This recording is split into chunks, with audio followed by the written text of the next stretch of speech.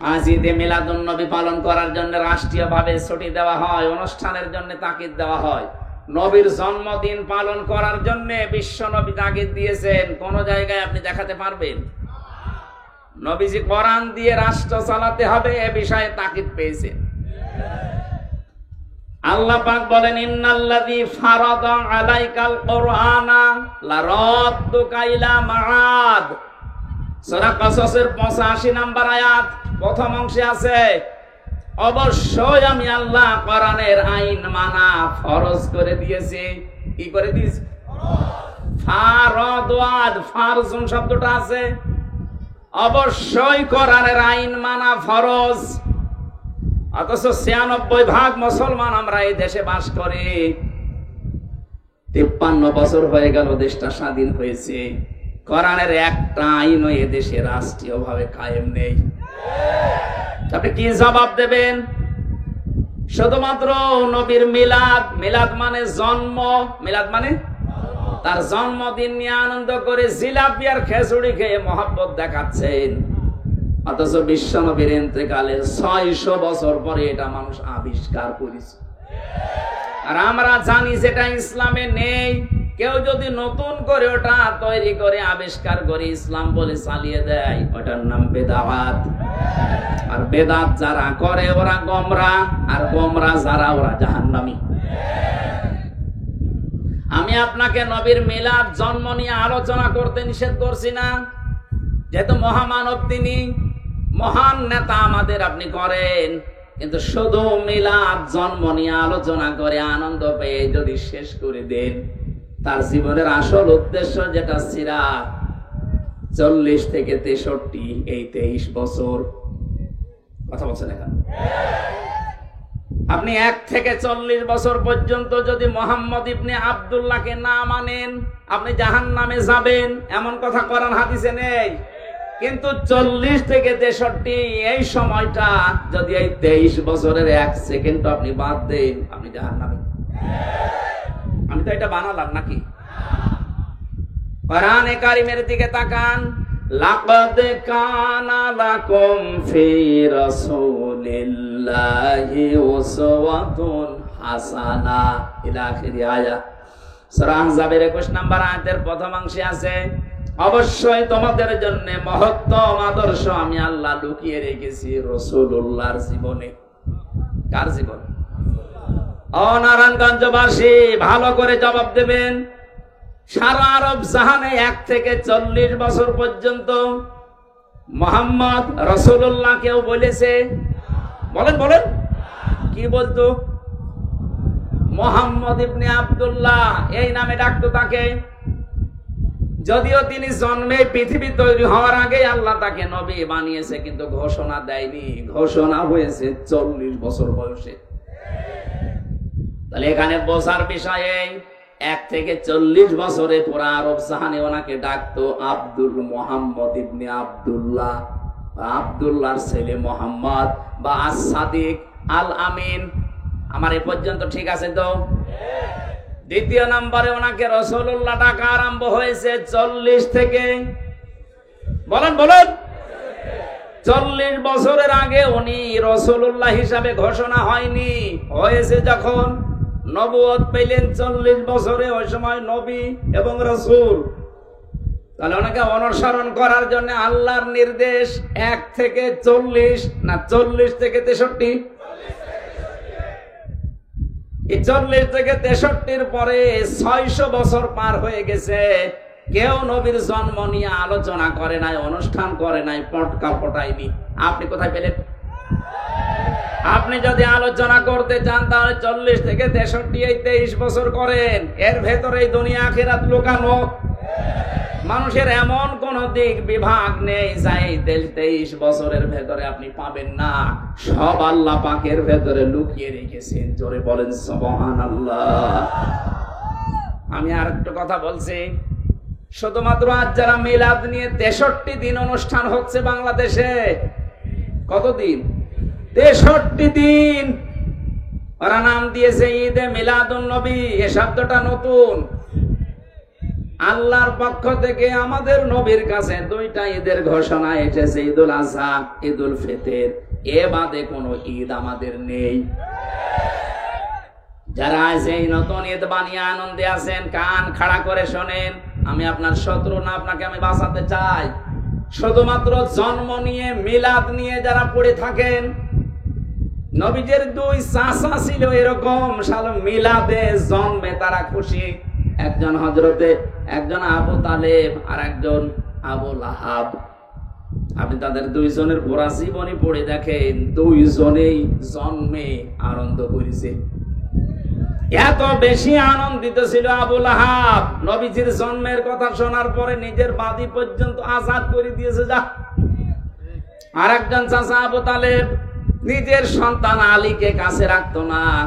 নবীর জন্মের পর থেকেই যে কয় বছর বাইরে ছিল, এর পরেই নবীজির দাদা ইন্তেকালের পর থেকে নবীকে সে নিজের বুকের ভেতরে রাখতো।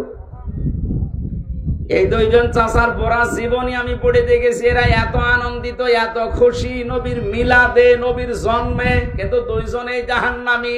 দুইজনে কি? এরা যে জাহান্নামে যাবে তার প্রমাণ আল্লাহ কোরআনে দেয়নি? বলেন। সূরা কসসের 56 নম্বর আয়াত কার প্রমাণ? সূরা লাহাবের 3 নম্বর আয়াত তার প্রমাণ। ছায়া সলানা রমদাতা লাহাব, অতি শীঘ্রই আমি আবু লাহাবকে লেলিহান আগুনে প্রবেশ করাবো। তার মানে এখান থেকে যে শিক্ষা বের হয়, শুধু নবীর মিলাদ নিয়ে, জন্ম নিয়ে যারা মাতামাতি করেন, আনন্দ করেন, জিলাপি খিচুড়ি খেয়ে শেষ করে দিচ্ছেন, আপনিও আবু লাহাবের মতো, আবু তালেবের মতো জাহান্নামে যাবেন। আল্লাহর দরবারে শুকরিয়া জানাচ্ছি, রবিউল আউয়াল মাসের বিশ্বনবী মুহাম্মদ রাসূলুল্লাহ সাল্লাল্লাহু আলাইহি ওয়াসাল্লামের জন্মের এই পবিত্র সময়ে, জন্মের মাসে আমরা যেগুলো করছি ওগুলো কোরআন হাদিস সমর্থিত কিনা আমরা সামনে যাব ইনশাআল্লাহ। তারপর ওই সময়টা পবিত্র সময়, কোরআনের আলোচনা শোনার জন্য যে আল্লাহ আমাদেরকে এখানে নিয়ে আসলেন, শরীর সুস্থ রাখলেন, বলছি আলহামদুলিল্লাহ। দরুদ আর সালাম পড়ছি আমাদের নবী মুহাম্মদ রাসূলুল্লাহ সাল্লাল্লাহু আলাইহি ওয়াসাল্লামের প্রতি, যার উম্মত হতে পেরে আমরা খুশি না বেজার? এখন প্রশ্ন, আমরা উম্মত আছি তো? যে হাদিসটি পড়লাম, নবীজি বলেন, মাল্লাম ইয়ারহাম সাগীরানা ওয়া লাম ইউওয়াক্কির কাবীরানা ফালাইসা মিন্না। ইবনে মাজাহ শরীফের হাদিস। এখানে যারা আলেম আছেন তাদেরকে বলছি, ভাই কোন দিকে তাকিয়ে আছেন? এদিকে তাকান। যারা ছোটদেরকে স্নেহ করে না, বড়দেরকে সম্মান দেয় না, শ্রদ্ধা জানায় না, এরা আমার উম্মত না। আমরা যে বললাম তার উম্মত হতে পেরে আমরা খুশি। এখন আমার ভেতরে এই দুইটা গুণ আছে কিনা? মাঝখানে ফা শব্দটা আছে, আমরা আরবি গ্রামার অনুযায়ী জানি ফা 19টা অর্থে ব্যবহার হয়। আগে বর্ণিত দুইটা গুণ যদি আপনার ভেতরে থাকে তাহলে আপনি নবীর উম্মত। যদি না থাকে, নবীজি বলেন ফালাইসা মিন্না। কয়েকদিন আগে আমার মামলার হাজিরা ছিল, বিচার নামাতে বিচারপতি ওইটা দেখে বলছে, কি দেখে বিচার করব, এর ভেতরে কোনো মাল ম্যাটারেস নেই, ফেলে দিলে যা, সব খারিজ করে দিয়েছে। আলহামদুলিল্লাহ সুবহানাল্লাহ বলার জন্য না, এই যে দেখার পরে দেখছে কিছু নেই, যেভাবে ছুড়ে ফেলে দিল যে আমি কি দেখে বিচার করব, এই যে ছুড়ে ফেলে দিল, এর আরবিতে ফা ব্যবহার করা। ওপরে বর্ণিত যে গুণগুলো আল্লাহর নবী জানালেন, যদি সত্যি আপনার ভেতরে না থাকে, আর আপনার চেহারা সুরত যদিও দরবেশের মতো হয়, ফালাইসা মিন্না, আপনি নবীর উম্মত না। এবার আসেন তো হাদিসটা বাস্তবে দেখি আমাদের ভেতরে আছে কিনা। মাল্লাম ইয়ারহাম সাগীরানা, যারা ছোটদেরকে স্নেহ করে না। ছোট কারা? বয়সে যারা ছোট নাকি? না, শুধু এরা না, আপনি যেখানে আছেন ওই জায়গার নিচে যারা আছে প্রত্যেকে আপনার কাছে ছোট। আপনি যে চেয়ারে আছেন, আপনার নিচে যত চেয়ার আছে সবাই আপনার কাছে ছোট। কথা বুঝতেছে? সুতরাং ছোটদেরকে স্নেহ করা লাগবে। আলাম ইউআক্কির কাবীরানা, যারা বড়দেরকে শ্রদ্ধা জানায় না, সম্মান দেয় না। বড় কারা? যারা বয়সে বড়, নাকি? বয়সে বড় সারা আবু সাহেল তো আমার বয়সে বড়। বড় কারা এ কথা বলবে কোরআন শরীফ। কে বলবে বলেন তো? আল্লাহ রাব্বুল আলামিন বলেন, ইন্না আকরামাকুম ইনদাল্লাহি আতকাকুম ইন্নাল্লাহা আলিমুন খাবীর। সূরা হুজুরাতের ভেতরে আছে 13 নম্বর আয়াতের শেষের দিকে, অবশ্যই আমি আল্লাহর কাছে সবচাইতে সম্মানিত, সবচাইতে বড়, যার ভেতরে আল্লাহর ভয় বেশি। এখন আল্লাহকে বেশি ভয় করে কারা? কোরআনে কারীম জানিয়েছে, ইন্নামা ইয়াখশাল্লাহা মিন ইবাদিহিল উলামা। সূরা ফাতিরের 28 নম্বর আয়াতের মাঝে আছে, অবশ্যই এই পৃথিবীতে যত বান্দা বান্দি আমি বানিয়েছি, সবচেয়ে বেশি ভয় আমি আল্লাহকে করে আলেমরা। কারা? আলেম কারা? আল্লাহ পাক জবাব দিচ্ছেন, আলেম কারা? ওমান আযলামু মিম্মান কাতামা শাহাদাতান ইনদাহু মিনাল্লাহ। সূরা বাকারা প্রথম নাম্বার পারার 20 নাম্বার পৃষ্ঠার 13 নাম্বার লাইনের 140 নাম্বার আয়াতের মাঝের অংশে আছে। এটা তাফসীরে ফি জিলালিল কোরআন সাজ্জিদ কুতুব বর্ণনা দিচ্ছেন। আল্লাহ বলেন, এই পৃথিবীতে আমার দৃষ্টিতে আযলাম ইসমে তাফসীল, এটা এর চাইতে বড় শব্দ আরবিতে আর নেই। সুপারলেটিভ ডিগ্রি বলা হয় ইংরেজিতে। আল্লাহ বলেন, আমার দৃষ্টিতে পৃথিবীর ময়দানে সবচাইতে বড় জালেম ওই লোকটা যার কাছে কোরআনের জ্ঞান থাকার পরেও দুনিয়ার স্বার্থে গোপন করে রাখে। আমরা যাদেরকে বড় আলেম মনে করি, আল্লাহর ভাষায় এগুলো বড় জালেম। আলেম কারা? আয়াতের ব্যাখ্যা করতে গিয়ে মুহাদ্দিসিন কিরাম লিখেছেন, পৃথিবীর ময়দানে যে ব্যক্তি আল্লাহর কালাম নিয়ে চিন্তা ভাবনা করে, আর হালালকে হালাল জানে, হারামকে হারাম জেনে ছেড়ে দেয়, এবং আল্লাহর ইবাদতে নিজেকে নিয়োজিত রাখে, এই মানুষটা আল্লাহর কাছে আলেম। দ্বিতীয় হাদিসে আয়াতের পক্ষে এসেছে, আল্লাহর নবী বলেন, কিয়ামতের দিন আল্লাহ যখন বিচার আরম্ভ করবেন, প্রথম নাম্বারে আল্লাহ পাক নিজের সামনে মানুষকে দাঁড় করাবেন, স্রেফ একা একা। কোরআনে কারীম জানিয়েছে, ওমা কুল্লুহুম আতিহি ইয়াউমাল কিয়ামাতি ফারদা। সূরা মারইয়ামের 95 নম্বর আয়াতে আছে, কিয়ামতে প্রতিটি মানুষ আমি আল্লাহর সামনে দাঁড়াবে।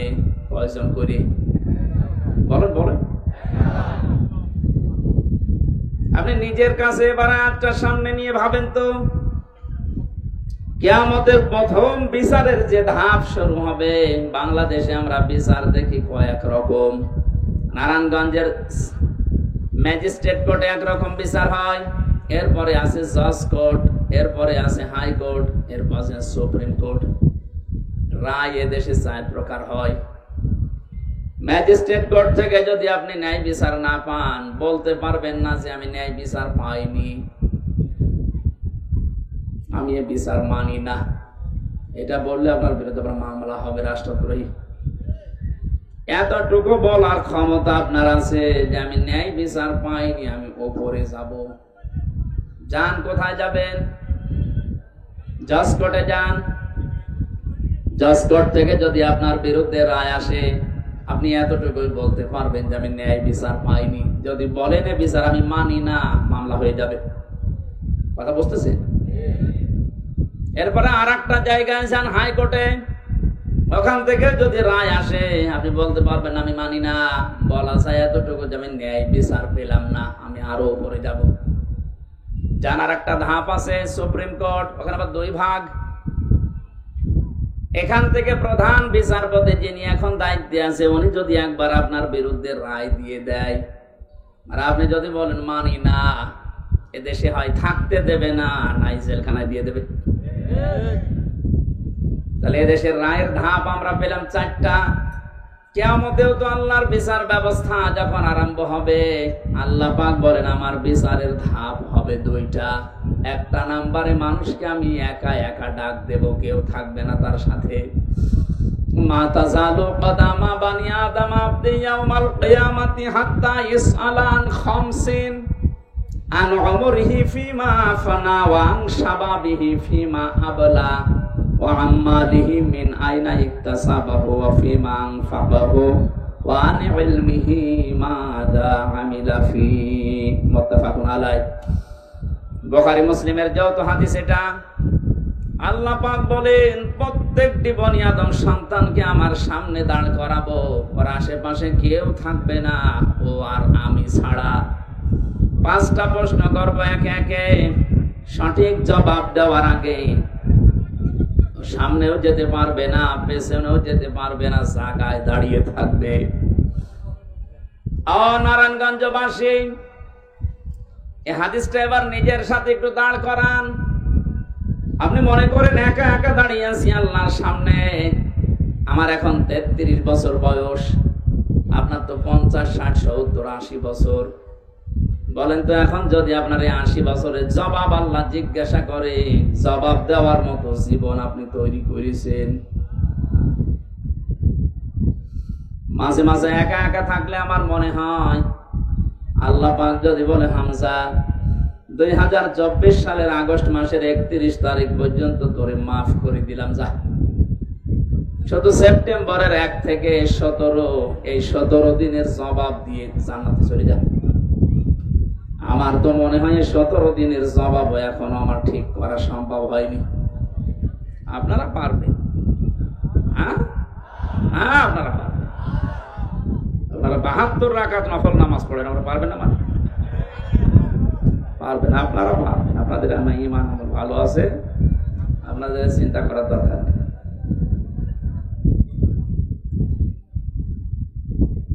আমি একটু দাবি করছি যে ঘন্টাখানিক আপনারা কথা বলবেন, যাই করেন, দাঁড়িয়ে থাকেন, বসে থাকেন, চলে যেতে মন বলে চলে যাবেন, কিন্তু কথা বলবেন না। এটা রাখা যাবে না।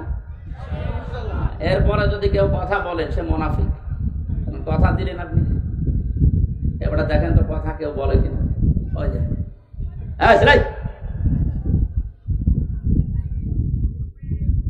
দেখা যদি না যায় কালকে ইন্টারনেট থেকে নামিয়ে নেবে, তার কথা বলবেন। যেখানে যা আছে থাক, হয় দাঁড়িয়ে থাকেন না বসে থাকেন, কথা বলবেন না। এই একটাই অনুরোধ আমার, কথা বলবেন না। খুব জরুরি হলে ইশারায় করবেন।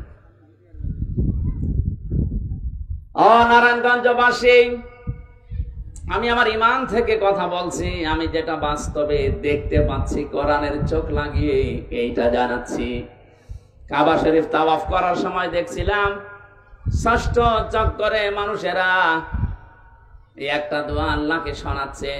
হাজরে আসওয়াদ থেকে এই রুকনে ইয়ামিনী এই জায়গাটা পার হওয়ার সময় দোয়াটা মানুষ পড়ে, আল্লাহুম্মা ইন্না আলাইয়া হুকুকান ফীমা বাইনি ওয়া বাইনিকা।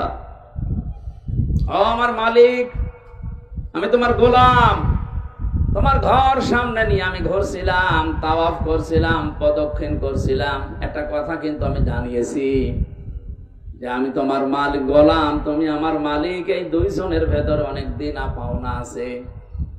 আমি গোলাম হিসাবে যা যা তোমার কাছে পাবো সব তুমি দিয়ে দিয়েছো। তুমি নেই থেকে আমাকে হামজা বানিয়েছো। কোন নাম পরিচয় আমার দুনিয়ায় ছিল না। হাল আতা আলাল ইনসানি হিনুম মিনাদ দাহরি লাম ইয়াকুন শাইআম মাযকুরা। কোন নাম পরিচয় আমাকে উল্লেখ করার মতো কিছু ছিল না দুনিয়ায়, সেখান থেকে তুমি আজ আমাকে হামজা বানিয়েছো। আমার কিছু ছিল না, সব আমার আজকে আছে। যা পাওয়ার আমি বান্দা হিসাবে, গোলাম হিসাবে সবই তো পেলাম, কিন্তু তুমি আমার মালিক, তুমি তো কিছু দাবি করো আমার কাছে। আমি দাবি অনুযায়ী তোমাকে কিছুই দিতে পারিনি, তবে একটা সম্পদ আমার কাছে আছে, সে সম্পদের নাম তুমি আমাকে মাফ করে দাও।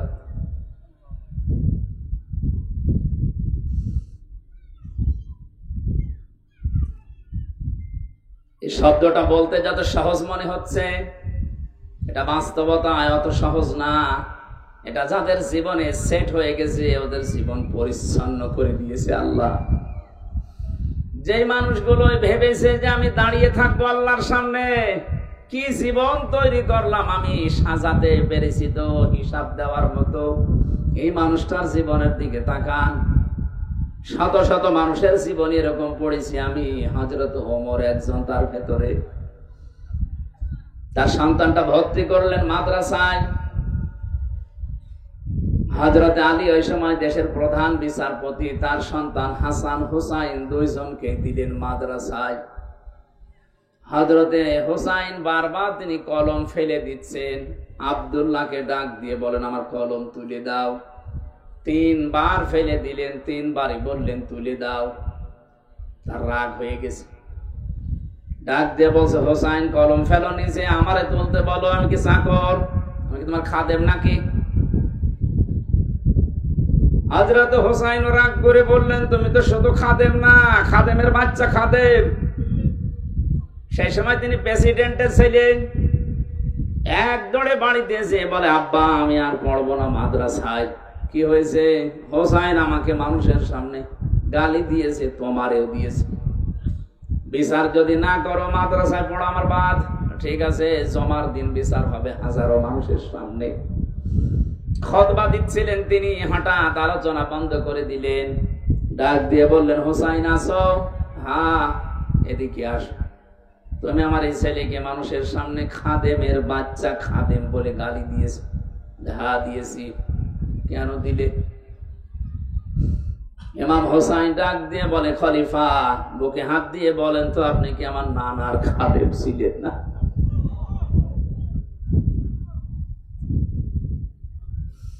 হযরত ওমরের কথা বন্ধ হয়ে গেছে, চোখ দিয়ে দরদর করে পানি ঝরছে।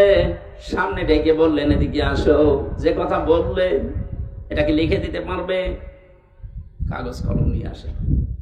খেজুরের পাতা নিয়ে এসেছে, উনি লিখে দিলেন ওমর আমার নানার খাদেম ছিল, আমি দেখেছি, ইতি হুসাইন ইবনে আলী। সই করে দিলাম, যান। কাগজটা হাতে নিতে চুমা খেলেন, ডাক দিয়ে বলেন নবীর সাহাবীরা বিচার হয়ে গেছে, আর কিছু লাগবে না।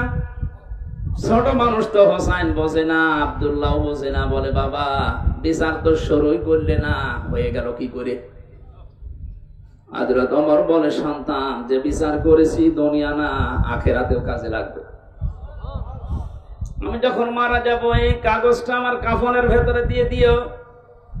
ময়দানে মাহশরে যখন আল্লাহ পাক তার বিচারের প্রথম স্টেপে আমাকে ডাকবে, জীবনের কিছু যদি আল্লাহর ভালো না লাগে, এই কাগজটা তুলে দেখাবো মাবুদ আমার জীবনের কোনো কিছু যদি তোমার কাছে কবুল না হয়, পছন্দ না হয়, এই কাগজটার দিকে একটু তাকাও, তোমার নবীর নাতি লিখে দিয়েছে আমি নবীর খাদেম ছিলাম।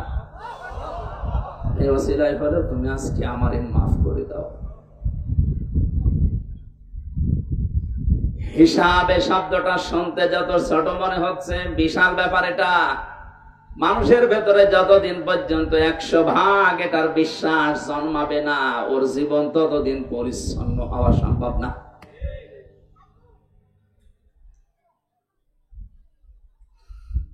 বিচারের প্রথম ধাপে যেহেতু আল্লাহ আপনাকে একা ডাকবেন, কেউ সাথে থাকবে না। 5 নম্বর যে প্রশ্নটা, এইটাই আমার আসল বিষয় আজকে।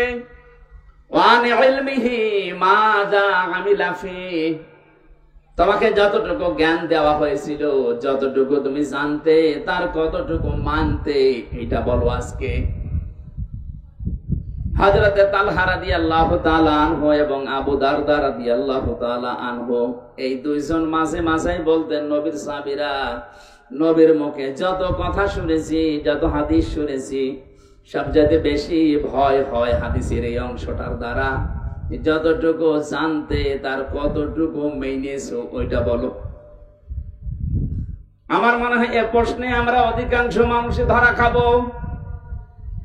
কথা বলে না কেন? যা জানতে তার কতটুকু মানতে, এটা বলো, তারপরে সামনে যাও। এখানে জ্ঞান অনুযায়ী যারা আমল করে, এরা আল্লাহর ভাষায় আলেম। জ্ঞান অনুযায়ী যার আমল নেই আল্লাহর ভাষায় জালেম। তাহলে বড় কারা আমি বোঝাতে চেয়েছিলাম, আল্লাহর ভয় যাদের ভেতরে আছে এরা আল্লাহর কাছে বড়। আল্লাহকে বেশি ভয় করে আলেমরা। আলেম ওই লোকটা যে তার জ্ঞান অনুযায়ী কাজ করে। পৃথিবীতে জ্ঞান অনুযায়ী কাজ করেছে সবচাইতে বেশি নবীরা। কথা বলেছেন এখন, নবীদের উপরে জ্ঞানের উপরে কাজ করা মানুষ দুনিয়ায় আছে? আপনি তাকান তো তাদের দিকে। কোরআনে কারীম জানিয়েছে, ইয়া হাসরাতান আলাল ইবাদ মা ইয়াতিহিম মির রাসূলিন ইল্লা কানু বিহি সিয়ুন।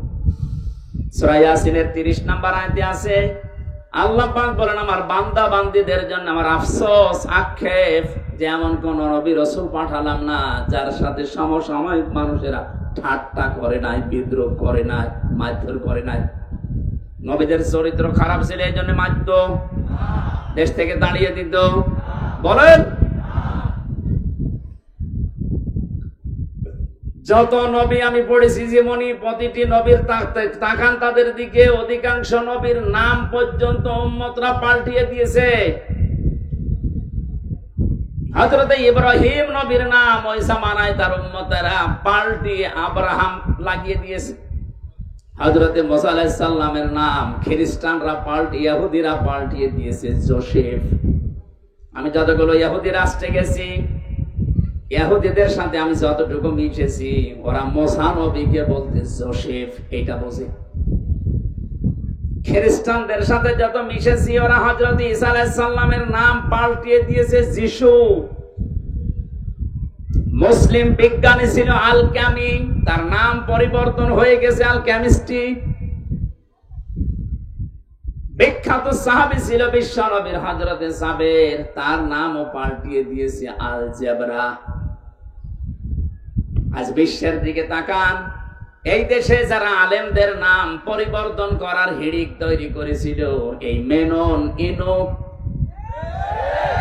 আল্লামা আহমেদ শফি, এত বড় আলেমের নামও পাল্টিয়ে দিয়েছে তেতুল হুজুর। বিশ্বনন্দিত মুফাসসিরের নাম পাল্টিয়ে দিয়েছে দেল্লু শিকদার। এখনো পর্যন্ত তার ইতিহাস আছে, আপনি তাকান, তার সার্টিফিকেটে লেখা দেলাওয়ার হোসাইন সাইদি।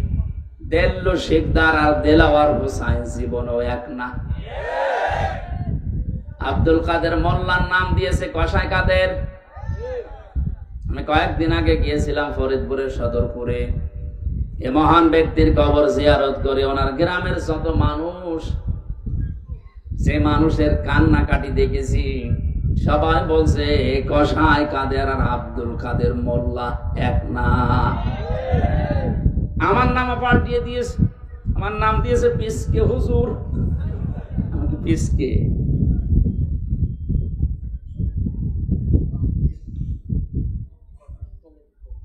এই যে নাম যারা পাল্টিয়ে দেয়, পরিবর্তন করে দেয়, এ মানুষগুলো আল্লাহর নিজের কাছে তারা জালেম। সূরা হুজুরাতের ভেতরে আছে, যারা মানুষের নাম পরিবর্তন করে দেয়, এই মানুষগুলো যদি তওবা না করে, আমাল্লাম ইয়াতুব ফাউলাইকা হুমুস সালিমুন। যে মানুষগুলো নাম পরিবর্তন করে মানুষকে ডাকো, যদি তওবা না করো তোমরা জালিম হয়ে মারা যাবা। আমরা বিশ্বে এখন তাই দেখতে পাচ্ছি। যারা এ কাজ করেছিলেন তওবা করেন। আলেমদের নাম যারা পরিবর্তন করে তালিকা করছিল, এক একজনের নাম এক এক রকম দিয়ে তালিকা করেছিল 116 জনের। আল্লাহ এত বেশি অপমান করেছে তারে, এই যে মুন্সিগঞ্জে বাড়ি, কালামানিক, ওর বিসি পর্যন্ত হয়ে গেছে। সুপ্রিম কোর্টের একজন বিচারপতি এত নিচে আল্লাহ নামাবে আমিও কোনোদিন কল্পনা করি নাই। কলা পাতায় শুয়ে আছে। আমার মনে হয় পৃথিবীতে আল্লাহ যদি আমাকে আর কিচ্ছু না দেখায়, আমার কোনো আফসোস নেই। কালা মানিককে আমি যা দেখেছি, আলহামদুলিল্লাহ।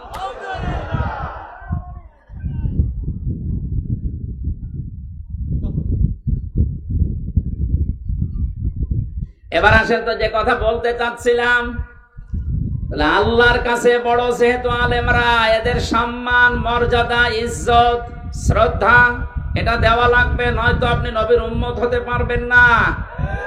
15.5 বছর আমরা এটা দেখেছি। যারা আল্লাহর কোরআনের জ্ঞান, নবীর হাদিসের জ্ঞান থাকার পরে গোপন করে রেখেছে দুনিয়ার স্বার্থ পেয়ে, তাদেরকে আমরা দেখেছি অনেকে আলেম মনে করতে, অথচ আল্লাহর ভাষায় ওগুলো বড় জালেম।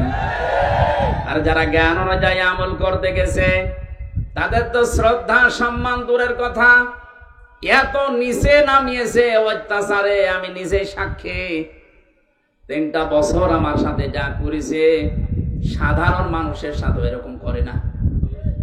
ওরা আলেম দেখলে দায়িত্ব দিছ হিন্দুদের।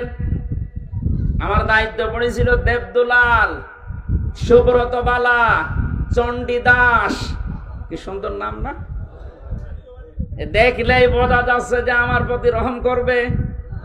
আচরণই ওই রকম।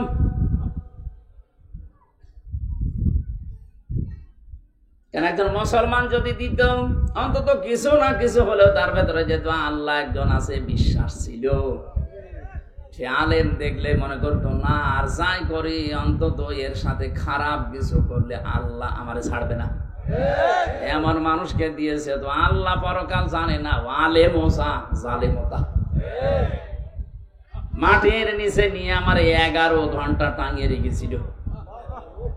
তা ভালোভাবে যদি টাঙাইতো, চোখ কালো কাপড় দিয়ে বেঁধে নিয়েছে, পায়ে ডান্ডা বেড়ি লাগিয়েছে, হাত পেছনে বেঁধে দিয়েছে, মাথায় দড়ি দিয়ে। নামাজ কিসের, কখন আজান হয়, কখন কি হয় কিচ্ছু জানি না। 4 ওয়াক্ত নামাজ আমি আন্দাজেই পড়েছি, ইশারায়। আলেমদের সম্মান করা, শ্রদ্ধা করার দরকার ছিল আপনার। আর আপনি দাবি করেন আমি নবীর উম্মত, বেহেশতে আমার অধিকার আছে। হ্যাঁ, অধিকার আপনার আছে, জাহান্নামে আছে। কারণ আপনি নবীর উম্মতই হতে পারেননি এখন। এই নবীর উম্মত হওয়ার জন্য যে 2টা গুণ বললাম, এই 2টা গুণ মানুষের আছে, অধিকাংশ মানুষের নেই।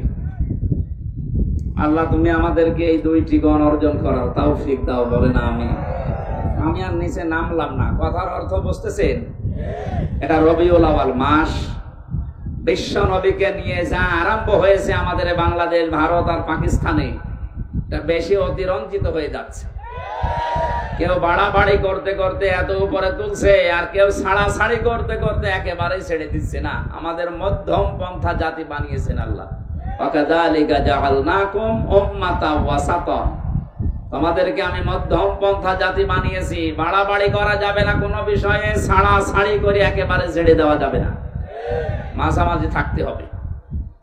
আজ ঈদে মিলাদুন নবী পালন করার জন্য রাষ্ট্রীয়ভাবে ছুটি দেওয়া হয়, অনুষ্ঠানের জন্য তাকিদ দেওয়া হয়। নবীর জন্মদিন পালন করার জন্য বিশ্ব নবী তাকিদ দিয়েছেন, কোন জায়গায় আপনি দেখাতে পারবেন? নবীজি কোরআন দিয়ে রাষ্ট্র চালাতে হবে এ বিষয়ে তাকিদ পেয়েছেন। আল্লাহ পাক বলেন ইন্নাল্লাযী ফারাদা আলাইকাল কুরআনা লারাদ্দুকা ইলা মাআদ। সূরা কসসের 85 নম্বর আয়াত প্রথম অংশে আছে, অবশ্যই আমি আল্লাহ কোরআনের আইন মানা ফরজ করে দিয়েছি। কি করে দিয়েছি? ফারাদাত, ফারজুন শব্দটা আছে। অবশ্যই কোরআনের আইন মানা ফরজ। অথচ 96% মুসলমান আমরা এই দেশে বাস করি। 53 বছর হয়ে গেল দেশটা স্বাধীন হয়েছে, কোরআনের একটা আইনও এ দেশে রাষ্ট্রীয়ভাবে কায়েম নেই। আপনি কি জবাব দেবেন? শুধুমাত্র নবীর মিলাদ, মিলাদ মানে জন্ম, মিলাদ মানে তার জন্মদিন নিয়ে আনন্দ করে জিলাপি আর খেজুরি খেয়ে মহব্বত দেখাচ্ছেন। অথচ বিশ্ব নবীর ইন্তেকালের 600 বছর পরে এটা মানুষ আবিষ্কার করেছে। আর আমরা জানি যেটা ইসলামে নেই। কেউ যদি নতুন করে ওটা তৈরি করে আবিষ্কার করে ইসলাম বলে চালিয়ে দেয়, ওটার নাম বেদাত। আর বেদাত যারা করে ওরা গোমরা, আর গোমরা যারা ওরা জাহান্নামী। আমি আপনাকে নবীর মিলাদ, জন্ম নিয়ে আলোচনা করতে নিষেধ করছি না, যেহেতু মহামানব তিনি, মহান নেতা আমাদের, আপনি করেন। কিন্তু শুধু মিলাদ জন্ম নিয়ে আলোচনা করে আনন্দ পেয়ে যদি শেষ করে দেন, তার জীবনের আসল উদ্দেশ্য যেটা সিরাত 40 থেকে 63 এই 23 বছর কথা বলছেন এখানে। আপনি 1 থেকে 40 বছর পর্যন্ত যদি মোহাম্মদ ইবনে আব্দুল্লাহকে না মানেন, আপনি জাহান্নামে যাবেন, এমন কথা কোরআন হাদিসে নেই। কিন্তু 40 থেকে 63 এই সময়টা যদি এই 23 বছরের 1 সেকেন্ড আপনি বাদ দেন, আপনি জাহান্নামে। আমি তো এটা বানালাম নাকি? কোরআনে কারিমের দিকে তাকান।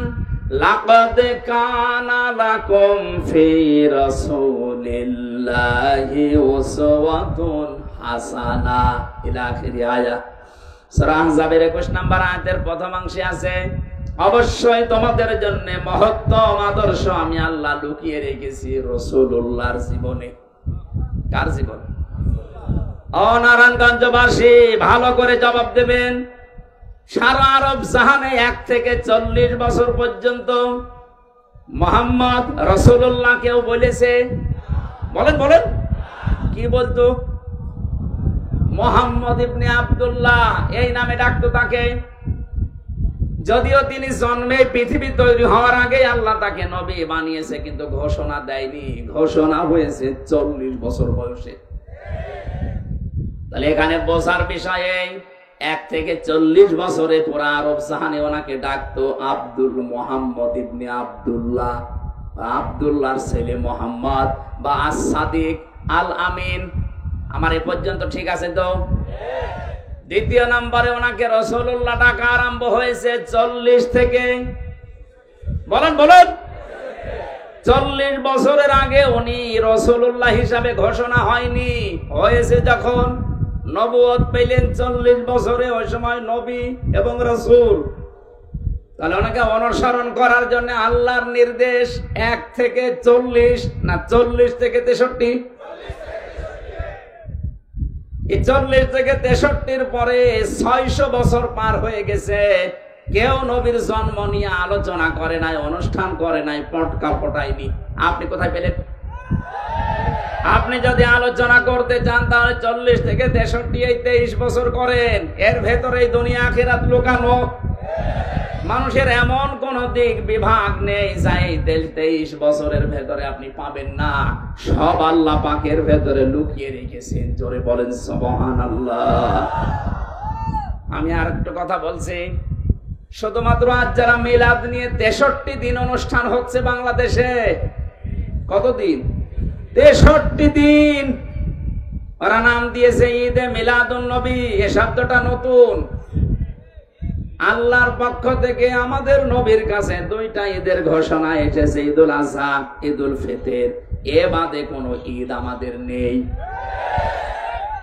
যারা এই নতুন ঈদ বানিয়ে আনন্দে আছেন, কান খাড়া করে শোনেন। আমি আপনার শত্রু না, আপনাকে আমি বাঁচাতে চাই। শুধুমাত্র জন্ম নিয়ে মিলাদ নিয়ে যারা পড়ে থাকেন, নবীজের 2 চাচা ছিল এরকম, শালো মিলাদে জন্মে তারা খুশি। একজন হযরতে, একজন আবু তালেব আর একজন আবু লাহাব। আপনি তাদের 2 জনের পুরা জীবনী পড়ে দেখেন, 2 জনেই জন্মে আনন্দ করেছে। এত বেশি আনন্দিত ছিল আবু লাহাব, নবীজির জন্মের কথা শোনার পরে নিজের বাদী পর্যন্ত আজাদ করে দিয়েছে। যা। আর একজন চাচা আবু তালেব নিজের সন্তান আলীকে কাছে রাখতো না। নবীর জন্মের পর থেকেই যে কয় বছর বাইরে ছিল, এর পরেই নবীজির দাদা ইন্তেকালের পর থেকে নবীকে সে নিজের বুকের ভেতরে রাখতো। এই 2 জন চাচার পড়া জীবনী আমি পড়ে দেখেছি। এরা এত আনন্দিত, এত খুশি নবীর মিলাদে, নবীর জন্মে, কিন্তু 2 জনেই জাহান্নামী। 2 জনে কি? এরা যে জাহান্নামে যাবে তার প্রমাণ আল্লাহ কোরআনে দেয়নি। বলেন। সূরা কসসের 56 নম্বর আয়াতটার প্রমাণ, সূরা লাহাবের 3 নম্বর আয়াতটার প্রমাণ। ছায়া সলানা রন্দাতাল লাহাব, অতি শীঘ্রই আমি আবু লাহাবকে লেলিহান আগুনে প্রবেশ করাবো। তার মানে এখান থেকে যে শিক্ষা বের হয়, শুধু নবীর মিলাদ নিয়ে, জন্ম নিয়ে যারা মাতামাতি করেন, আনন্দ করেন, জিলাপি খিচুড়ি খেয়ে শেষ করে দিচ্ছেন, আপনিও আবু লাহাবের মতো, আবু তালেবের মতো জাহান্নামে যাবেন। সিস্টেম অপর পৃষ্ঠা দেখুন। নবীর আরো দুইজন চাচা, হযরত হামজা, হযরত আব্বাস, এই দুইজন চাচা শুধু নবীর জন্মে খুশি না, শুধু নবীর মিলাদে খুশি না, তারা নবীর সিরাতে, তারা নবীর জীবন পেয়ে খুশি। এই দুইজনের জীবনী পড়ে দেখেন তো। হযরতে হামজা নিজের জীবন পর্যন্ত নবীর আদর্শ মানতে গিয়ে দিয়ে দিয়েছে, ৭০ টুকরা হয়েছে, এরপর নবীর আদর্শ ছাড়ে নাই। আর এক চাচা হযরতে আব্বাস, তিনি নবীর আদর্শ পেয়ে এত খুশি ছিলেন, তার যে হাদিস বর্ণনা করা, মান সাবাত আমাল ঈমান মান রাদিয়া বিল্লাহি রাব্বা অবি ইসলামে দিনা অবি মুহাম্মাদির রাসূলিল্লাহ সাল্লাল্লাহু আলাইহি ওয়াসাল্লাম নাবিয়্যা ওয়া রাসূলা, রাহু মুসলিম। হযরতে আব্বাস বলেন, কেউ যদি দুনিয়া ঈমানের স্বাদ পেতে চান, তাহলে আল্লাহকে রব পেয়ে খুশি থাকেন, ইসলামকে জীবন ব্যবস্থা পেয়ে খুশি থাকেন, আর মুহাম্মদ রাসূলুল্লাহকে নবী এবং রাসূল হিসাবে পেয়ে খুশি থাকেন। তিনি যদি খুশি না থাকতেন এই কথা তিনি বলতেন? বলেন বলেন। তিনি কি বললেন শেষে? নাবিয়্যা ওয়া রাসূলা। যারা মুহাম্মদকে নবী এবং রাসূল পেয়ে খুশি, তাহলে উনি নবী এবং রাসূল হয়েছিলেন কত বছর বয়সে? আরো জোরে। 40 থেকে 63 আপনাকে মানা লাগবে। সেই নবীর জীবনে আমি 31টা পাঠ পেয়েছি। পুরা জীবনটা পড়ে আমি 31টা পাঠে ভাগ করেছি।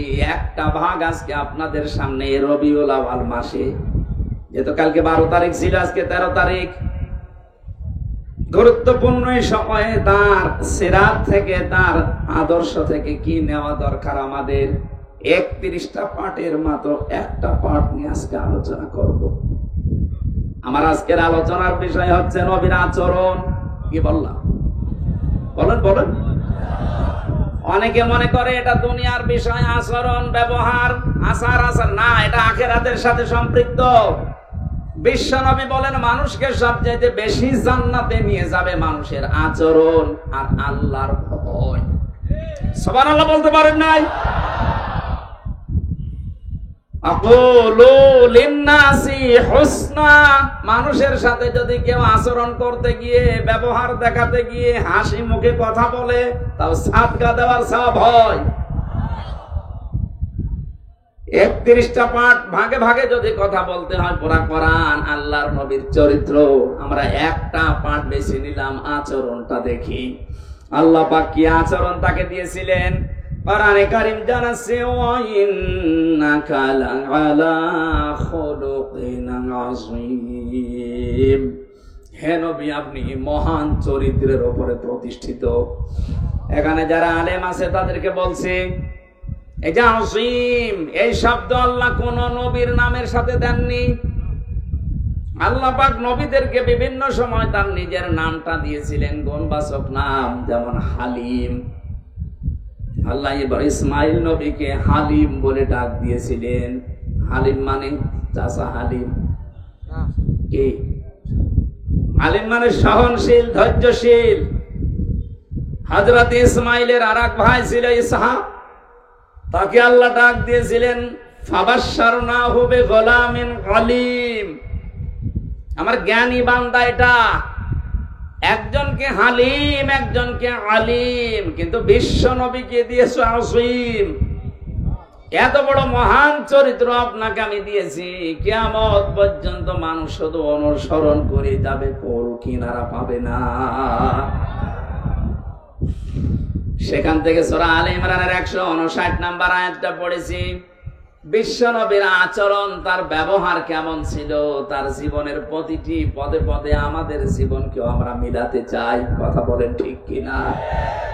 আল্লাহ পাক বলেন, ফাবিমা রাহমাতিম মিনাল্লাহি লিনতা লাহুম ওয়ালাউ কুনতা ফাসসান গালিযাল কলবি লানফাদ্দু মিন হাওলিক।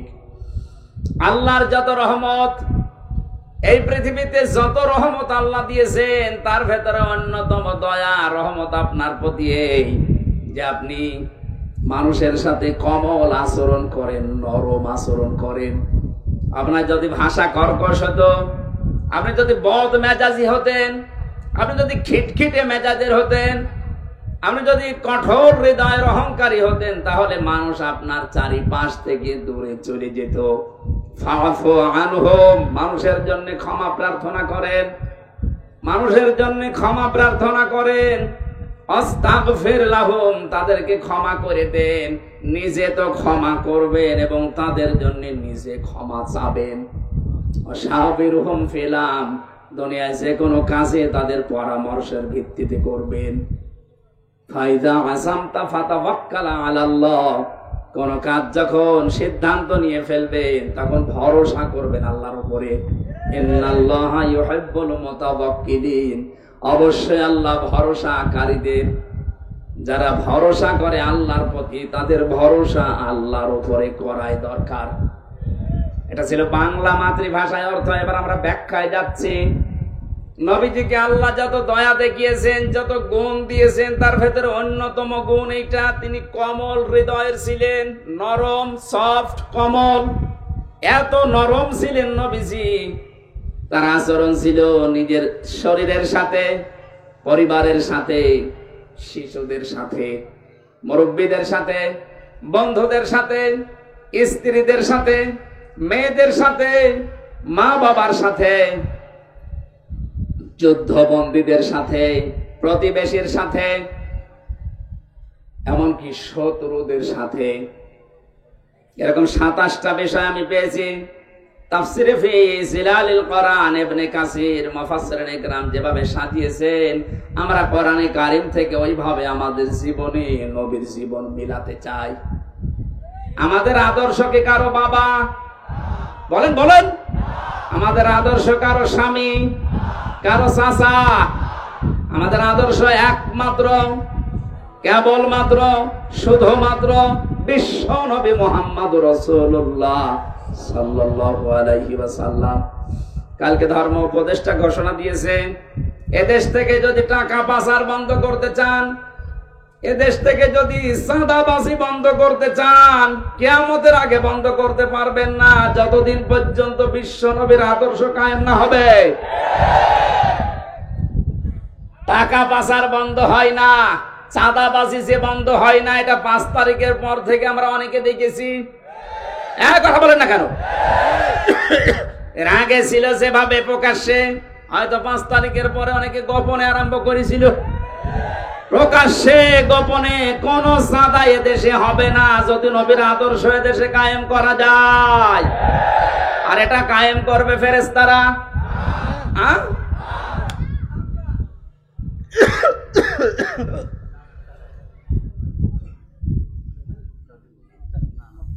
কিছু লাগবে না।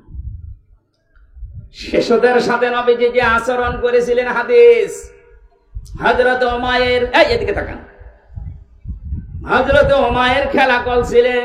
বিশ্ব নবী মসজিদে নববীতে যাবার সময় দেখলেন, দৌড়িয়ে আসলেন হযরত উমাইর, ডাক দিয়ে বলেন, উমাইর তোমার সেই হলুদ পাখিটা কই? হযরত উমাইর কেঁদে ফেললেন, ডাক দিয়ে বলে, ইয়া রাসূলুল্লাহ, আপনি একটা বিশ্ব নবী, তাম দুনিয়ার জন্য আপনাকে আল্লাহ নবী আর রাসূল করে পাঠিয়েছে, আপনি আমার মতো ছোট মানুষের খবর রাখেন, এমনকি আমার পাখির খবর পর্যন্ত আপনি রাখেন। ও নারায়ণগঞ্জবাসী, আপনি কার আদর্শে অনুপ্রাণিত হয়ে স্লোগান দেন? আপনার তো স্লোগান দেওয়া দরকার ছিল, আমার নেতা, তোমার নেতা, বিশ্ব নবী। এই কথাটা কেন বললাম? এই দিকে তাকান, আল-আদাবুল মুফরাদ 3 নাম্বার হাদিস। এই পৃথিবীতে যার আদর্শ বিশ্ব নবী এখনো হয়নি, অন্য কেউ, কান খাড়া করে শোনেন, নবীজি এখনো যার আদর্শ হয়নি, অন্য কেউ। আপনি মারা যাবেন, আপনি নামাজ পড়তে পারেন, রোজা রাখতে পারেন, দাড়ি রাখতে পারেন, জুব্বা গায়ে দিয়ে হজ করতে পারেন, এখনো যদি আপনার আদর্শ নেতা বিশ্ব নবী না হয়ে অন্য কেউ হয়, আপনি মারা যাওয়ার সঙ্গে সঙ্গে বিনা বিচারে বিনা হিসাবে জাহান্নামী। নিয়ে আসেন, কোন মহারথী নিয়ে আসবেন, এবার নিয়ে আসেন। আপনার কোনো বিচার নেই, কোনো হিসাব নেই। এখন যদি বলেন এত শক্ত করে বলছেন কেন, হ্যাঁ কেন বলছে এবার তাকান। এই দুনিয়ায় একজন মানুষকে আল্লাহ নেতা বলে ঘোষণা দিয়েছেন, ডাক দিয়েছেন, ইয়াসিন, হে নেতা। পৃথিবীর কারো নামে এই শব্দ আল্লাহ দেয়নি। কোরআন শরীফের ভেতরে আল্লাহ 7টা নামে নবীকে ডাক দিয়েছেন, বিশেষ করে তার ভেতরে ইয়াসিন 1 নাম্বার, 2 নম্বরে তহা, 3 নম্বরে আব্দুন বা আব্দুল্লাহ, 4 নম্বরে মুদ্দাসসির, 5 নম্বরে মুজাম্মিল, 6 নম্বরে আহমদ, 7 নম্বরে মুহাম্মদ। এই 7টা নামে আল্লাহ বিশেষ করে ডাক দিয়েছেন, তার 1 নম্বরে ইয়াসিন। আল্লাহ ঘোষিত নেতা একজন। কয়জন? আপনার বিবেকে নাড়া দেয় না? এই একজনকে বাদ দিয়ে আপনি কার সামনে ঘোরেন, কার পেছনে থাকেন? পাগল হলেও তো কাজ করা ঠিক না। আশা করছি সব ভুলে যাবেন। এই পৃথিবীতে বিশ্ব নবী ছাড়া আমরা কাউকে আদর্শ নেতা মানি না। এখন যদি বলেন তাহলে ইসলামী দলে দেশে যারা আছে তারাও তো তাদের নেতা আছে। হ্যাঁ, আমরা ওই নেতাকে মানি যে নেতা আল্লাহ রাসূলকে দেখে দেখে চলে।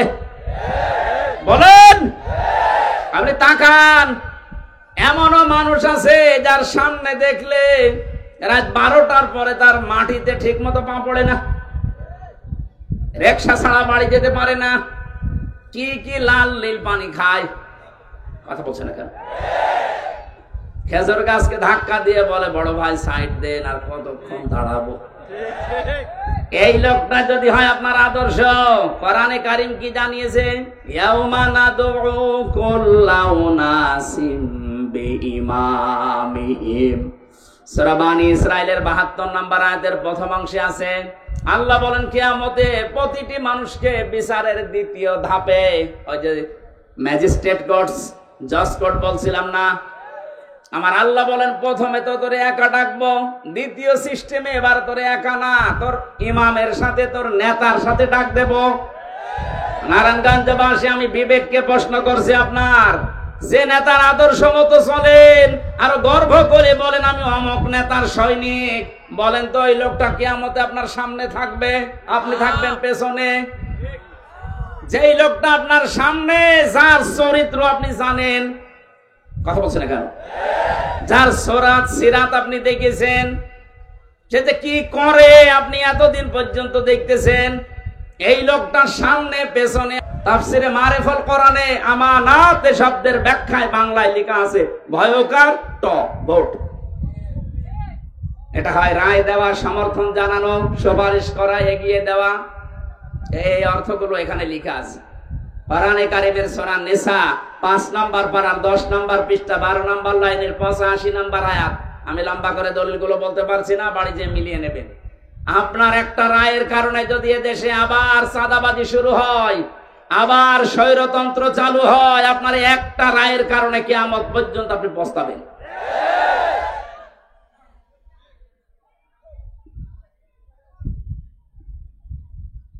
বৌমা এসেছে, কেবল বাসর ঘরে প্রবেশ করেছে, দাদি শাশুড়ি এসে বলছে আমার কিন্তু পতি চাই। লজ্জায় মাথা লাল করে বলছে ঠিক আছে দাদি একটু সময় দেবেন তো। কিছুক্ষণ পরে শাশুড়ি এসে বলছে বৌমা আমার কিন্তু নাতি চাই। ঠিক আছে সময় তো দেবেন। কিছুক্ষণ পরে ননদ এসে বলছে আমার কিন্তু ভাতিজা চাই। ঠিক আছে। দেবর এসে বলছে ভাবি আমার কিন্তু ভাতিজি চাই। ঠিক আছে। স্বামী এসে বলছে কই আমার বেবি চাই। বৌমা কিছু করে বলে কি তোমাদের বংশ কি পাগলের বংশ? আমি আসতে পারলাম না। আর কেউ নাতি চাই, কেউ পতি চাই, কেউ ভাগ্নে চাই, কেউ ভাতিজা চাই, কেউ বেবি চাই। আমার সময় দেবেন না 10 মাস 10 দিন? এক কথা বলেন না কেন? আমার একটু সময় দেন, আমি একটু গুছিয়ে নেই। তারপরে আপনার বেবি লাগবে আমি দেব, নাতি লাগবে আমি দেব, ভাতিজা লাগবে সব দেব, কিন্তু সময় দিচ্ছেন না। আমি ওগুলো ডাউনলোড করে নিয়ে আসবো। দায়িত্ব যাদেরকে দেশের লোক ছাত্র জনতা মিলে দিল, আরে ভাই তাকে একটু বুঝ করে নিতে দেন। যেখানে যেখানে ক্যান্সার আছে ক্যান্সার গুলো কেটে বাদ দিতে দেন। নাই তো এই অবস্থায় যদি দেন নির্বাচন দিয়ে দিলাম কি হবে? অধীনের ভোট রাতে হয়ে যাবে আবার। এই জন্য ছাত্র জনতা এদেশে যে 9 দফা দিয়ে আমাদেরকে স্বাধীনতার স্বাদ এখন দেখিয়েছে, আমরা ওই 9 দফার বাস্তবায়ন চাই। তাদের প্রথম দফা হচ্ছে বৈষম্য থাকবে না। আমার মামলা যেহেতু খারিজ হয়ে গেছে, আমি মনে করলাম আদালতকে জিজ্ঞাসা করি, আজকে যেমন আপনি বললেন এর কোনো মাল নেই, কি দেখে বিচার করব? 3 বছর তো আপনার কাছে আমার মামলা ছিল, তখন তো কিছু বলেননি। এই কথাই আমার বলতো যে হুজুর আমার হাত বাঁধা ছিল। কি ছিল? আমরা চাই এদেশে কারো হাত এভাবে যেন বাধা না থাকে। 1628টা চেয়ার এই দেশে, কত? তাই বলে এই চেয়ার না, এই চেয়ারের তো কোনো দাম নেই। 1628টা চেয়ার এই দেশে, খালি একটা চেয়ার খোলা ছিল আর 1627টা চেয়ার বাঁধা ছিল। এই জন্য এত দুর্নীতি। 1628টা চেয়ারই যদি খোলা থাকতো একটা চেয়ারের মতো, এই দেশে কেউ দুর্নীতি করে ছাড় পেত না। একটা দেশ কতটা রসাতলে গেলে কেন্দ্রীয় মসজিদের ইমাম পর্যন্ত পালিয়ে যায়। বাইতুল মুকাররমের ইমামও পালিয়ে গেছে, আর কোথায়? আর কে পালাবে না বলেন? বাকিগুলোর তো ভয় একটু আছে, ওই ইমামই যদি পালিয়ে যায় মুসল্লি তো আগে পালাবে। এই জন্য আমরা যেহেতু প্রথম দফায় দিয়েছি যে বৈষম্য থাকবে না, কারো হাত বাঁধা থাকবে না, সব হাত খোলা থাকবে। 2 নম্বরে সংস্কার যখন আরম্ভ হয়েছে, রাষ্ট্র সংস্কার, এদেশে এখন 1628টা চেয়ারে যারা আছে জালেমদের দোসর হিসাবে যারা ছিল, একটাকেও এই চেয়ারে আমরা দেখতে চাই না।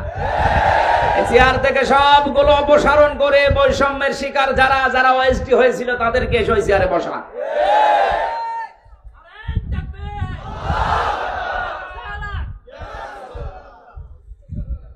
কথাগুলো বোঝার চেষ্টা করবেন। আমি শুধু নারায়ে তাকবীর দেওয়ার জন্য বলছি না।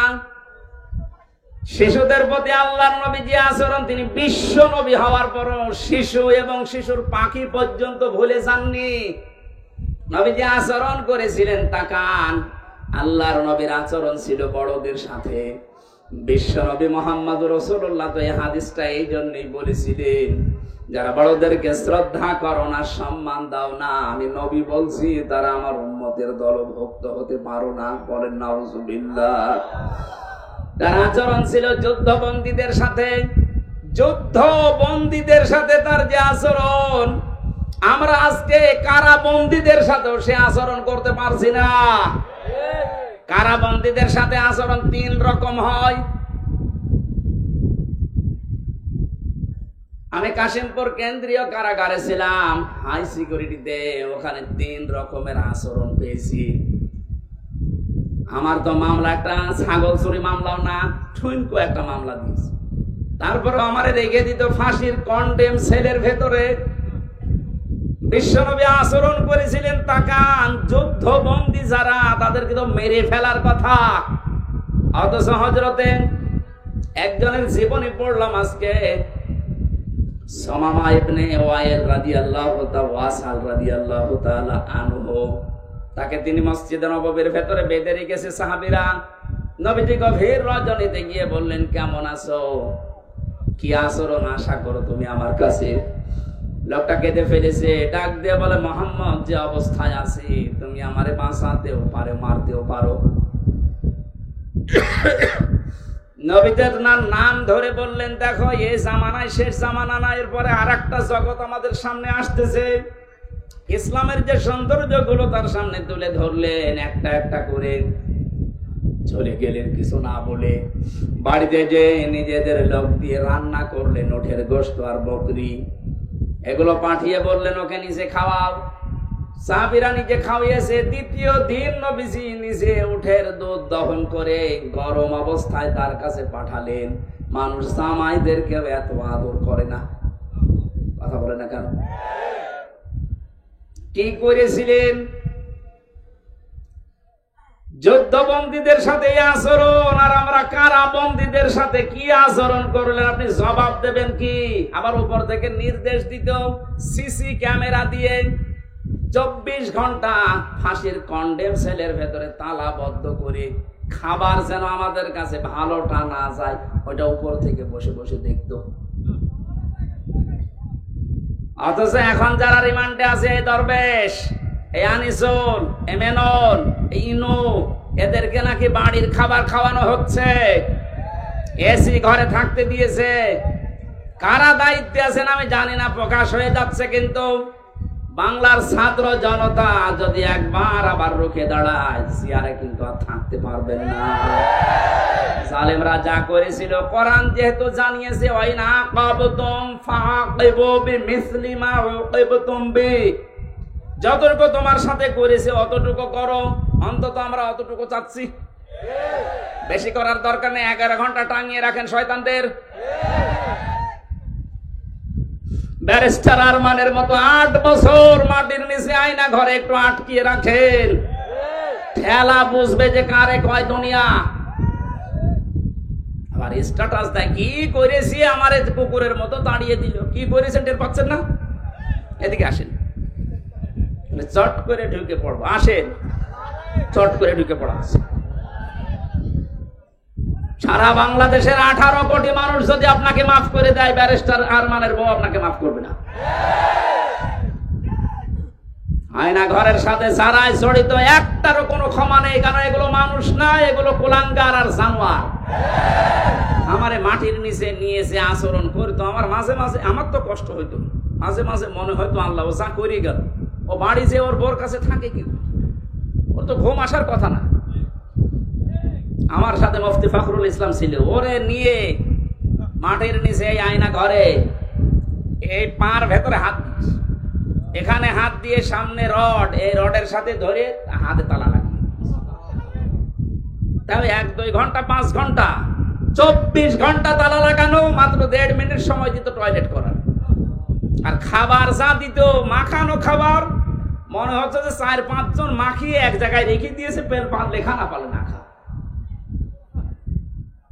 আপনি নবীর মিলাদ পড়তে পাগল হয়ে আছেন। নবীর এটা সিরাত না, নবীর আদর্শ না এটা। তিনি যুদ্ধবন্দীর সাথে কি করলেন, আর আপনি কারাবন্দীর সাথে, তা তো অন্যায় ভাবে।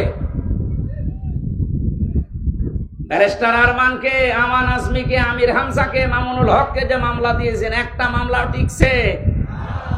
আজ তো আমি বেকসুর খালাস পেয়ে গেছি, তাহলে আমি এই দেশে আদালত কর্তৃক প্রমাণিত যে আমার কোনো দোষ নেই। সুতরাং বিনা দোষে 3টা বছর যা করেছেন, আমিও চাই মামলার আয়ু থেকে শুরু করে ওই যে হাত খোলা ছিল এটা পর্যন্ত যারা এর সাথে জড়িত, প্রত্যেককে আমি চাই 3 বছর করে আমার মতো জেল দেওয়া হোক। শুধু আমি না, 1,10,000 মানুষ এখন সারা বাংলাদেশে জেল খাটতেছে, বিশেষ করে বিডিআররা, বেকার আটকে রেখেছে। যারা এই সমস্ত মিথ্যা মামলার সাথে জড়িত, মামলার আয়ু থেকে শুরু করে একেবারে উপর পর্যন্ত যারা নির্দেশ দিয়েছে, একটাকেও যেন ছাড়া না হয়। কারণ এদের ছাড় নেই, বলে মাফ করে দিলাম। কিসের মাফ? জালেমদেরকে যদি কেউ মাফ করে দেয়, সে যেন মজলুমের উপরে অবিচার করে।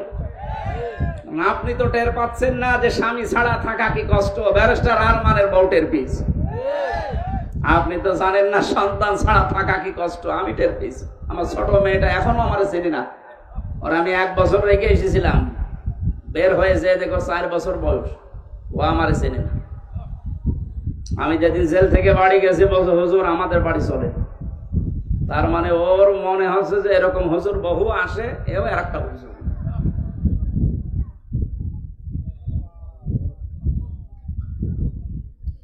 আমরা যুদ্ধবন্দীদের সাথে রাসূলের আচরণ কারাবন্দীদের সাথেও করতে পারি না। আপনি আয়না ঘর বানিয়ে ঘুমাতেন, আমার তো বিশ্বাস হয় না যে এরা ঘুমায় তো কি করে।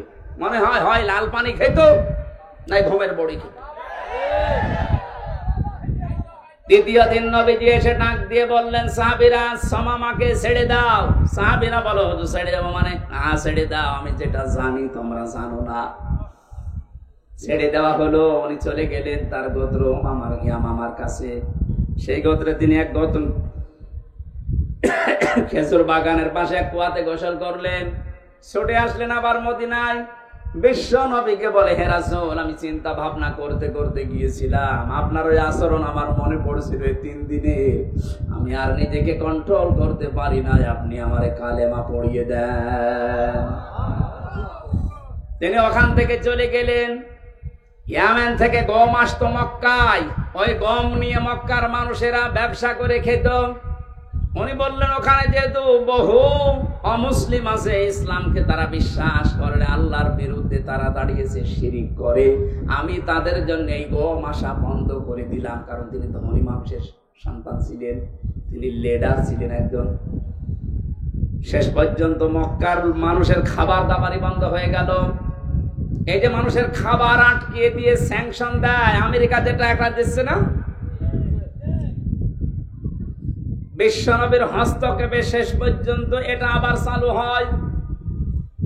নবীজি যুদ্ধবন্দীদের সাথে যে আচরণ দেখিয়েছিলেন, আমরা আজ যদি বাংলাদেশে যারা বিরোধী দলে আছে এই মানুষগুলোর সাথে ওই আচরণ করতে পারতাম, প্রত্যেকে আপনার দলের লোক হয়ে যেত। আমরা পারি না। পশু পাখির সাথে নবীজি যে আচরণ করেছিলেন, একটা পশু এসে কাঁদছিল নবীর কাছে, নবীজি ভাষা বুঝতেন। সাহাবীকে ডাক দিয়ে বললেন, তোমার এই পশুটা আমার কাছে নালিশ দিয়েছি তোমার বিরুদ্ধে, কি আচরণ করেছো তার সাথে? তুমি নাকি আজকে সারাদিন তাকে খাবার দাওনি, অথচ খাবারের পরিবর্তে খালি কাজ করিয়েছো। যদি এর সাথে আচরণ করে থাকো, কিয়ামতের দিন তুমিও আল্লাহর দরবারে মামলার আসামি হবে। অন্যান্য বিশ্বে আমি যখন উন্নত বিশ্বের দিকে যখন নিজে ঘোরার জন্য গিয়েছি, দাওয়াতের জন্য গিয়েছি, ওই সমস্ত দেশে দেখতে পেয়েছি গাড়ি ঘোড়া যখন চলে, যদি রাস্তায় একটা সাপ ফানা তুলে দাঁড়ায়, কয়েকশো গাড়ি দাঁড়িয়ে গেছে, সাপটা নিরাপদে চলে যাবে, বিড়ালের বাচ্চা নিরাপদে চলে যাবে, এরপরে গাড়ি যাওয়া আরম্ভ হয়। কেন? তাদের কাজ নেই, গুরুত্বপূর্ণ কাজ সব স্টপ, যেন একটা পশুর ক্ষতি না হয়, একটা ফুল বাগান ফুলের গাছের ক্ষতি না হয়। তারা নবীর হাদিসটা মেনে চলে, যদিও নবীকে তারা বিশ্বাস করে না, কিন্তু আমরা নবীকে বিশ্বাস করার পরও তার এই আচরণ কাজ করতে পারি না। একটা বেশ্যা মহিলা শুধুমাত্র একটা পশুর সাথে ভালো আচরণ করার কারণে জান্নাত পেয়ে গেছে। একটা নামাজি মহিলা একটা বিড়ালের সাথে খারাপ আচরণ করার কারণে আল্লাহ পাক জাহান্নামী বলে ঘোষণা দিয়েছে। নবীজি শত্রুদের সাথে যে আচরণ করেছিলেন, আজ আমাদের সেই সময় এসে গেছে। বিজয়ের সময় বিশ্ব নবী মুহাম্মদ রাসূলুল্লাহ দেখেছেন, ওরা সব থরথর করে কাঁপছিল। নবীজি বললেন, লা তাসরিবা আলাইকুমুল ইয়াউম ইযহাবু আনতুম তুলাকা, যাও, আজকে সবাইকে আমি মুক্ত করে দিলাম, কারো প্রতি কোনো অভিযোগ নেই।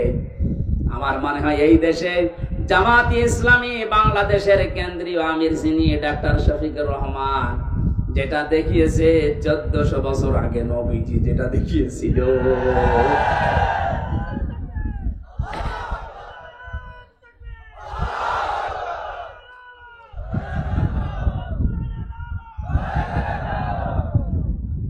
প্রত্যেক জায়গায় নবীজির এই কমলতা আমরা পেয়েছি। আল্লাহ পাক বলেন, নবী আপনার আচরণ যদি কর্কশ হতো, আপনার চরিত্র যদি সত্য কথা যদি আপনি বলতেন, তাহলে আপনার আশপাশে আপনি মানুষকে ঘেঁষতে দেখতেন না, সব পালিয়ে যেত।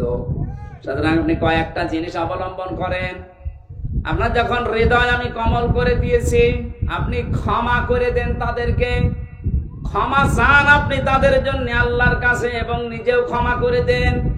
আজ যারা দায়িত্বে আছে আহ্বান জানাবো আয়াত দিয়ে, যারাই ভুল করেছে, যা ভেবাই করেছে, আজ আমরা এই আয়াত অনুযায়ী রবিউল আউয়াল মাসে তাদেরকে ক্ষমা করে দিলাম এবং তাদের জন্য ক্ষমা চাচ্ছি আল্লাহর কাছে।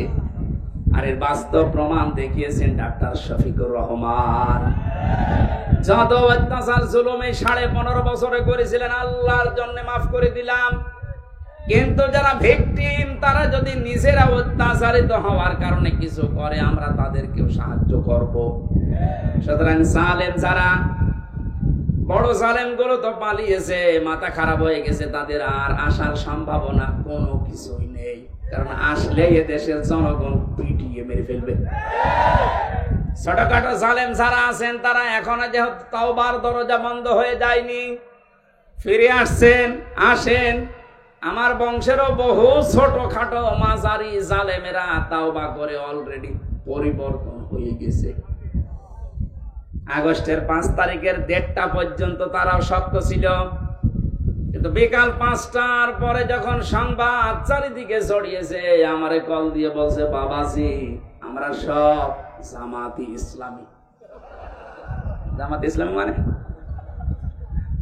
এতদিন যে আপনি বঙ্গবন্ধুকে সেকেন্ড নবী মানতেন, হঠাৎ করে পাল্টিয়ে গেলেন।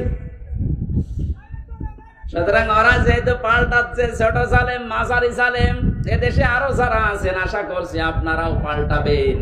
গত পরশুদিনের রিপোর্ট পেয়েছি, এদেশে এখনো 100 জনের 14 জন মানুষ জালেমদেরকে সাপোর্ট করে। 100 জনের 28 জন মানুষ জেনারেল যে দলগুলো আছে এদেরকে সাপোর্ট করছে। 100 জনের 58 জন মানুষ এদেশে ইসলামপন্থী যারা তাদেরকে সাপোর্ট করছে।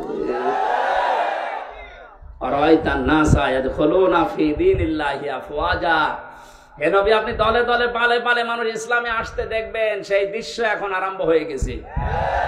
গত 3 দিন আগে দিনাজপুরে 10 জন এক মঞ্চে এসে মুসলমান হয়ে গেল আমার কাছে। এর আগে 2 জন চুয়াডাঙ্গাতে, এর আগে 1 জন গাইবান্ধাতে। মানুষ যেভাবে দলে দলে আসতেছে, 58 থাকবে না ইনশাল্লাহ, 100 জনের 100 ভাগই এই দেশে ইসলাম কায়েম হোক, এটা চাইবে। সেই দৃশ্যের আশায় আছে। আল্লাহ আমাদেরকে যেন নবীর আদর্শ সব জায়গায় মানার তৌফিক